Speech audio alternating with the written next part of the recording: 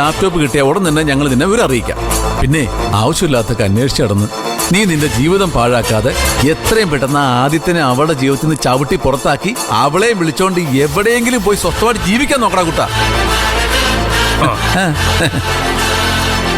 നന്നാ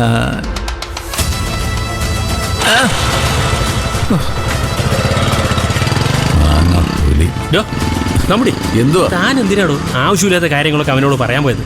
പൂജയെ അവനെ ഒന്നിപ്പിച്ചിട്ട് നിനക്കെന്നാ വേണം?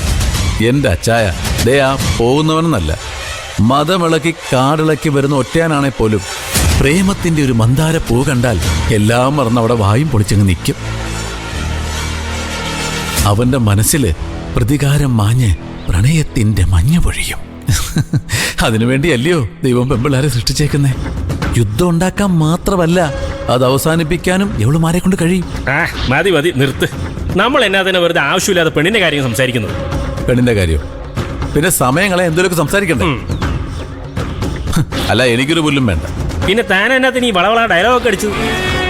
ഒരു പൊന്നാമ്പൽ പുഴയറമ്പിൽ നമ്മൾ അന്നാദ്യം കണ്ടത് ഓർമ്മയില്ലേ? തനിക്കിത് എന്നാത്തിന്റെ സൂക്കേടാണോ?